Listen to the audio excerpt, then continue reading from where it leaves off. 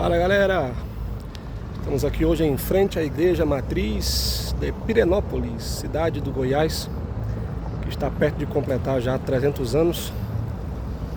E esse é o episódio número 3 da minha história. Bem, no episódio 2 nós estávamos morando lá na Agropalma ainda, né? E aquela situação toda com meu padrasto, aquela situação, né? Enfim, ficou aí uma história para trás, né? Traumas, enfim. Mas Deus nos trata. E depois de lá,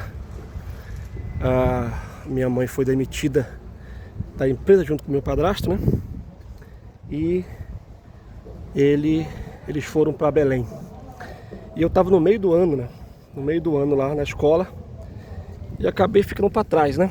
Fiquei para trás, morando lá com uma tia minha. Uma tia, pois é. Bem, eu era criança, né? E não era lá das mais comportadas, devo admitir. Por isso mesmo, não foi lá das convivências mais fáceis, né? Com essa minha tia. Ela fazia o que podia, fazer eu viver na rua o tempo inteiro. E dormia num quarto lá na casa. E, enfim, criança meio cabeça de vento, né? E o quarto não era lá também tão bom, porque, enfim, eu era uma criança, né? E não, era uma outra época, né? E eu tenho mais lembrança dessa época. Primeiro de ficar só, né? Sem mãe, sem família, sem ninguém, só com a tia. Tia, família também, mas não é a mesma coisa, vocês devem compreender isso. E lá eu vivi no meio dos matos, andando para lá e para cá, sem muito contato com ninguém. E depois de completar o ano lá, nós viajamos então, né? Viajei para Belém, a minha tia foi me levar lá, já que também a minha tia-avó morava lá, né, em Belém, então era caminho dela, e eu cheguei então em Belém, né? Bem, se lá na Agropalma e no CRAI era um ambiente bom, fechado, empresa com a guarita, enfim, tudo mais, em Belém foi tudo diferente, né? A gente foi morar numa casa de madeira, numa vila que alagava quando chovia. Gente, pensa num lugar horrível, né? Terrível esse lugar lá. E foi lá que eu sofri ainda mais um bocado, né? Sofri ainda mais um bocado. Contato com o padrasto piorou bastante. Ficou bem mais difícil. E Belém bem mais perigoso, né? Era a época das gangues. Então de vez em quando achava lá o pessoal correndo pela rua lá, um dos outros, com pau na mão, com fogo de artifício para soltar uns nos outros. A realidade mudou completamente.